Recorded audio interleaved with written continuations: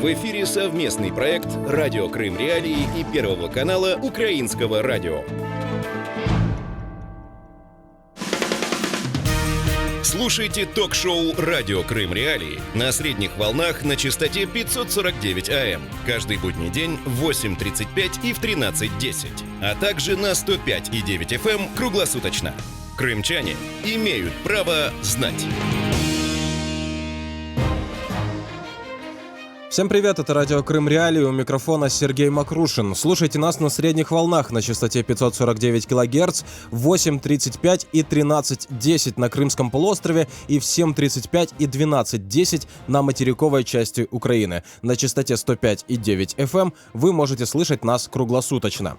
Крымчане могут бесплатно звонить нам в эфир по телефону 8 800 10 06 926.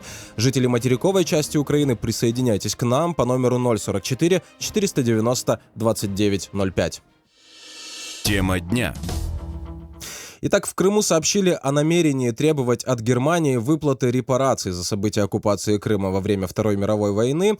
Репарации эти предполагаются в пользу крымско-татарского народа. Почему подконтрольные России представители Духовного управления мусульман Крыма заговорили о репарациях Германии? От Германии воспримут ли эту идею за пределами Крыма всерьез? Как Украина должна реагировать на такие заявления? И не стоило ли в данном случае прежде всего потребовать репараций от России? Все это мы обсудим после сюжета, подготовленного моими коллегами.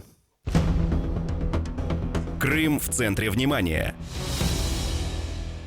Вспомнить все. План по взысканию репараций с Германии представили на первом внеочередном съезде мусульман Крыма. Форум прошел в Симферополе в феврале. Участники религиозного собрания потребовали возместить ущерб, причиненный Крыму в годы Второй мировой войны. Депутат Госдумы России от аннексированного Крыма Руслан Бальбек также присутствовал на форуме. Он заявил журналистам, вопрос компенсации не просто материальное требование. Его следует расценивать как напоминание о трагедии. Принимается решение о истребовании репараций с правительства Германии за потери, которые понесли в период немецко-фашистской оккупации. Естественно, это будет не только голос крымско-татарского народа. Сегодня съезд, уверен, поддержит решение съезда и все крымчане. 5 марта заместитель муфтия Духовного управления мусульман Крыма и Севастополя Айдер Исмаилов рассказал о создании дорожной карты по взысканию репараций. По его словам, ущерб оценит специальная комиссия из историков, социологов, экономистов и юристов. После аннексии полуострова России Духовное управление мусульман Крыма перестало координировать свои действия с меджлисом крымско-татарского народа. Оно прошло повторную регистрацию, как того требовало российское законодательство, и получило название Духовное управление мусульман Крыма и Севастополя. Крым в центре внимания. Это радио Крым Реалии, напомню вам. И напомню вам также, что мы открыты для всех точек зрения. Для того, чтобы выразить свою точку зрения, вы можете позвонить в наш эфир. Если вы слышите нас в Крыму, звоните нам на номер 8 800 10 06 926. Если вы на материковой части Украины, для вас есть номер 044 490 2905. И начать обсуждение этой истории я предлагаю как раз-таки с точки зрения Айдера Исмаилова, заместителя муфтия подконтрольного Кремлю Духовного управления мусульман Крыма. Было сожжено за время оккупации 127 крымских сел, из них 112 это крымско-татарские, мусульманские села, другие греческие, русские и так далее. Этот вопрос уже мусульманами Крыма и крымскими татарами изучался, и проводилась некая работа по, скажем, сбору документов еще в 93-м году, 92-м или 93-м году, но тогда хода этому делу не дали, поэтому мы просто оживили именно то дело, реанимировали, которое было начато еще раньше. Почему именно сейчас? Потому что в 2014 году президентом Российской Федерации был издан указ о реабилитации народов, подвергшихся политическим репрессиям по национальному признаку. Исходя из того, что нас реабилитировали, мы можем смело о себе заявить, потому что, как вы знаете, депортация именно 1944 года, да, она происходила по причине вменения нам, крымским татарам, в вину, что мы сотрудничали с немецко-фашистскими войсками, что мы, по сути дела, сотрудничали с оккупантами. Поэтому вот данный указ, он снимает с нас вот ту тяжесть оков, которая продолжалась на протяжении больше полувека, и поэтому мы можем спокойно, смело заявить вот теперь о тех правах, наверное, о которых нам было тяжело заявлять до этого. Мы это делаем как автохтонное население Крыма, не от там Российской Федерации, да, мы это делаем как мусульмане Крыма, как крымско-татарский народ. На съезде мусульман Крыма и крымско-татарских общественных организаций мы получили эти полномочия со стороны вот представителей мусульман, мусульманского населения и крымско-татарского народа. Они одобрили данную инициативу, и мы вот будем создавать сейчас комиссию, потом подгруппы, соответственно, будем это все изучать вместе со специалистами, высчитывать сумму ущерба и, соответственно, перекладывать это на юридический язык и обращаться к Германии, Румынии, возможно, Италии и Японии.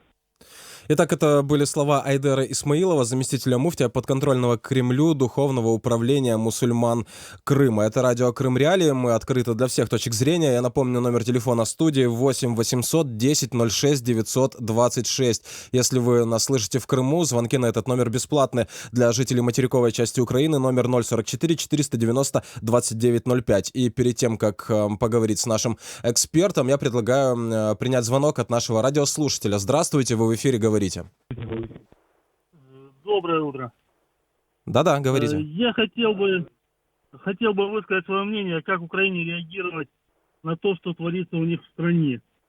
Ну, я думаю, все руководство Украины... Нас интересует ваше мнение, прежде всего, по теме программы. По теме требований репараций от Германии в пользу крымских татар, которые сейчас исходят из Крыма. Ну, это полоумные могут что угодно требовать, как бы на это не стоит обращать внимание. Но хотел бы также свое мнение высказать, что руководство Украины надо собраться и в эфире сказать, что нам надоело, что американцы нас используют как резиновое изделие. Ну, во-первых, вы, видимо, не разобрались. Я вас хотел попросить прокомментировать слова заместителя муфтия как раз-таки подконтрольного Кремлю Духовного управления мусульман Крыма, но, видимо, вам не важно, что именно комментировать. Давайте послушаем еще один звонок. Говорите. Здравствуйте, вы в эфире, говорите, да, слушайте в телефон, не радиоприемник, да. Телефон, да. Я хотел проконсультировать это, вот муфти выступил и говорил, что там Германия, а как они не предъявят претензии к империи российской? 18 мая, крымских татар, всех выслали в 44 году, всех выслали полностью все, крымских татар. Чего же они сейчас не предъявляют империи? Пускай он репарацию там выплатит именно тем татарам, которые погибли, которые были на высылках в Узбекистане везде, которые НКВДисты знущались над ними. Пускай предъявят империи, императору, пускай и он сначала выплатит, а потом предъявит Германии о том, что он меньше сделал вреда, а сейчас оккупировал Крым. То же самое унизил их, крымских татар. Пускай он тоже самое выплатит. Пускай решат этот вопрос, а потом тот решат вопрос. Это такое мнение у меня от православного. Спасибо за ваш вопрос. Мы обязательно зададим его нашим экспертам. Давайте еще один звонок. У нас просто лавина звонков началась. Здравствуйте, вы в эфире, говорите. Доброе утро. Да, говорите. Странный вопрос. А Япония зачем? При каких делах к Крымскому полуострову? Это во-первых. А во-вторых, есть такое наследие, Советский Союз. С 55-го года по 61 год все вопросы по репарациям были завершены. Советский Союз подписал соответствующие договора. Пускай почитает, может быть, а то вспоминаются слова Льва Толстого. потому и такие-сякие, что ничего не знают и знать не хотят. Спасибо. Спасибо вам за ваш звонок. Вот такой спектр мнений от наших радиослушателей. Продолжаем эфир. С нами на связи Синавер Кадыров, крымско-татарский активист, правозащитник, политзаключенный времен Советского Союза. Синавер, здравствуйте. Итак, первый вопрос. Как вам идея вообще, которую вот озвучил господин Айдер Исмаилов о требовании репарации от Германии в пользу крымско-татарского народа? Ну, невзирая на то, что сам вопрос достаточно актуальный для для крымских татар, в данный момент я больше его склонен рассматривать, этот тактический ход, как пропагандистскую уловку с целью вовлечь крымских татар в процесс предстоящих выборов президента на полуострове. У нас еще один звонок из Крыма. Давайте вместе послушаем. Сорвался звонок, но я вам сейчас переадресую вопрос, который ранее задал наш слушатель нам в эфире. Не стоит ли потребовать, например, от России репарации за ту трагедию депортации, которая была устроена Советским Союзом? Этот вопрос уже процедурный, потому что, в принципе, СССР получил репарации от Германии за все то, что было совершено на территории бывшего СССР. И не только СССР. Кстати, СССР получал и за Польшу в том числе. Но это уже процедурный вопрос. Я исхожу из того, что сама процедура реституции, сама процедура возмещения материального ущерба, нанесенного крымским татарам, она предполагает в себя два момента. То, о чем говорится, за те деяния, которые были совершены в отношении крымских татар в годы войны, правда, почему-то, если мне память не изменяет, было, вообще-то, говорилось о 143 деревень. И, правда, когда говорят и греческие и так далее, насколько мне известно, греческая только одна деревня, это была Лаки, а все остальное это были крымско-татарские деревни. И другая часть, это в отношении крымских татар, понесенных в результате депортации и связанные с ней удержание в местах депортации. Это немножко, я же говорю, невзирая на актуальность самого вопроса возмещения материального ущерба крымским татарам, понесенным в результате Второй мировой войны и уже потом, скажем, депортации. Сам вопрос актуальный. Другое дело, что в данный момент это больше я склонен рассматривать как пропагандистский ход, направленный на вовлечение. Он очень сродни, знаете, того момента, когда, скажем, после оккупации 2014 года, когда началась насильственная паспортизация в Крыму, и в первую очередь крымских татар начали, знаете, паспортизировать через механизм предоставления неких льгот, как депортированных, но только вот через то, что они должны были получить, скажем, этот российский паспорт. Напоминаю, что с нами на связи Синавер Кадыров, крымско-татарский активист, правозащитник, политзаключенный времен Советского Союза. Напомню также номера телефонов 8 800 10 06 926. Если вы слышите нас на Крымском полуострове, звоните нам на этот номер. Звонки бесплатные. Повторю, 8 800 10 06 926. Если вы на материковой части Украины, звоните нам по номеру 044 490 29 05. И вот были у нас два звонка от наших слушателей, но не дождались, наверное, того момента, когда мы их включим. Убедительная просьба, да, дождаться, пока наш эксперт завершит свою мысль, и мы обязательно с вами пообщаемся в нашем эфире. Итак, продолжаем разговор с Синавером Кадыровым. Синавер, вот такой вопрос, да, если мы уже заговорили о тех репарациях, которые могла бы Россия, да, выплачивать крымским татарам, но, возможно, мы будем свидетелями того, да, как новые претензии могут быть предъявлены к России, учитывая то, что сегодня происходит в Крыму. Не исключено. Все зависит от того, как завершится этот процесс. Естественно, все эти моральные и материальные издержки и ущерб, который, в общем-то, несет сейчас несут граждане Украины, продолжающие оставаться на оккупированной территории, и в первую очередь крымско-татарское население, как коренное население, да. Угу. Итак, у нас есть звонок от радиослушателя. Давайте послушаем его. Возможно, есть вопрос к вам, Синавер. Да, говорите. Добрый день. Я по поводу данного вопроса, данной тематики. Вы знаете, то, что сейчас предпринимает Россия, это верх цинизма. У меня еще родители живые, отцу уже 87 лет. Он при попытке возвернуть дом, родительский дом, в котором он родился еще до депортации, натыкался на всевозможные препоны с заявлениями, что предателям мы ничего не возвращаем.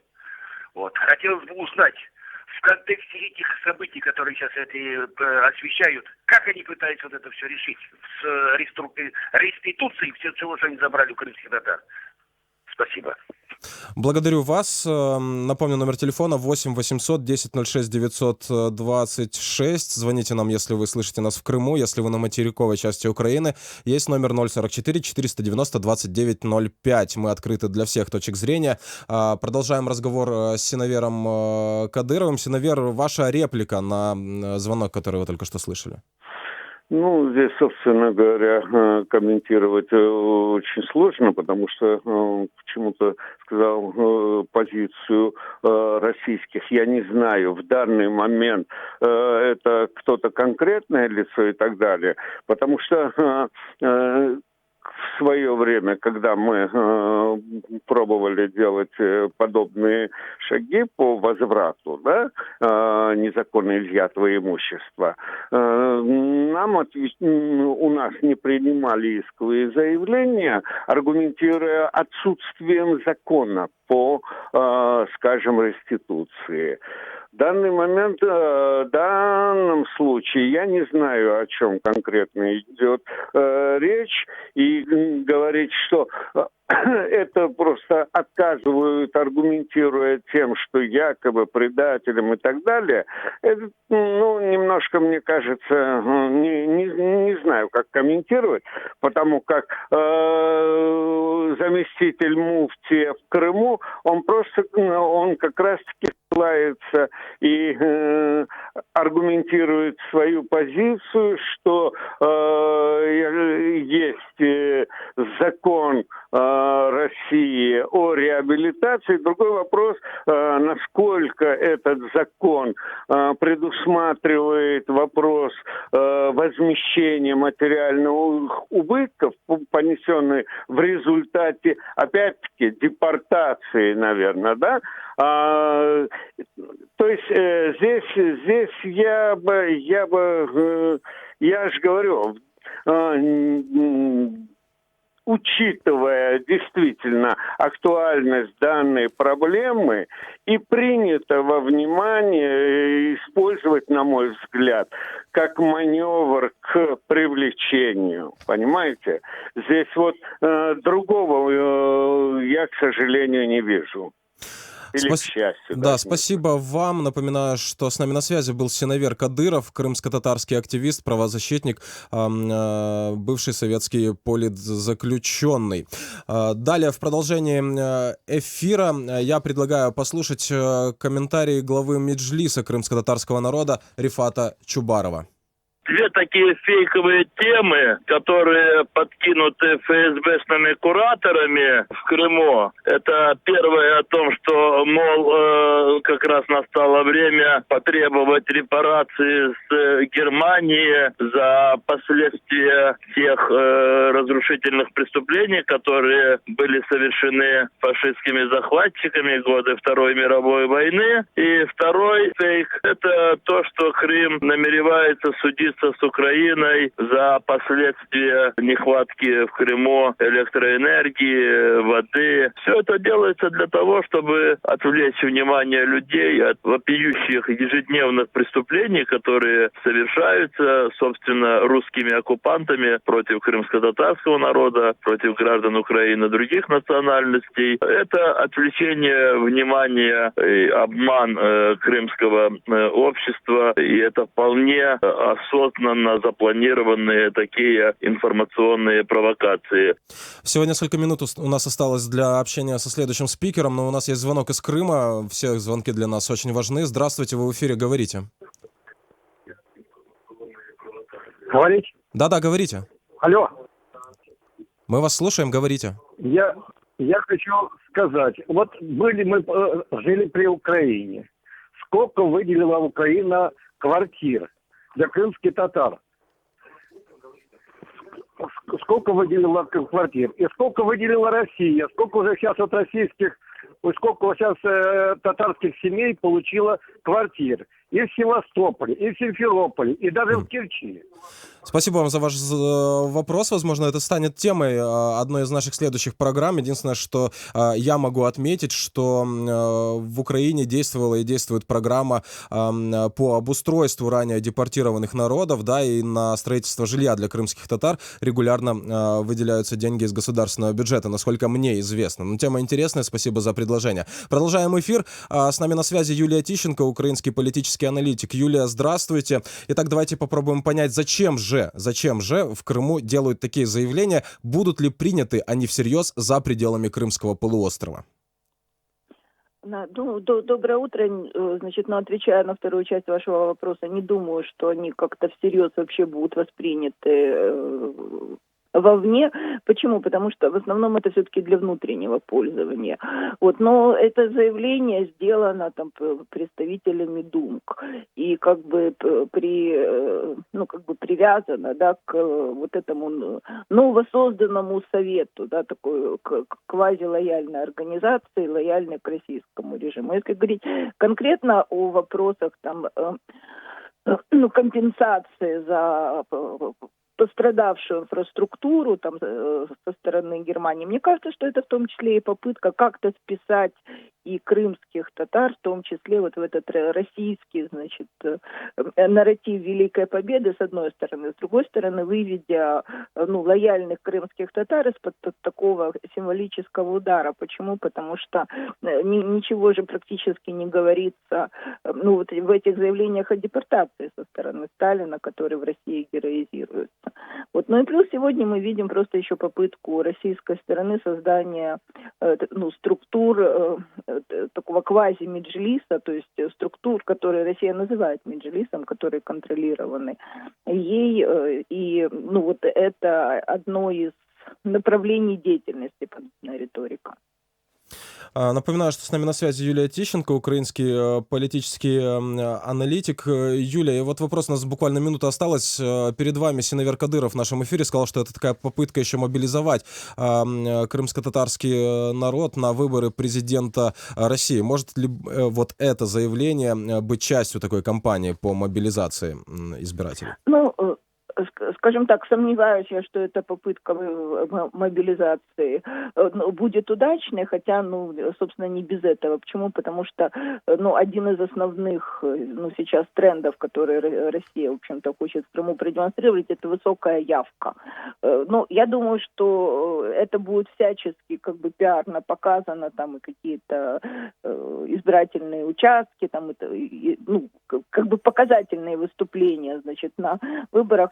В общем-то, посмотрим, что будет. Я думаю, что трендов тут на самом деле, связанных с выборами, они есть. Почему? Потому что выборы, сегодня, даже дата выборов, она приурочена и крымской теме со стороны Российской Федерации.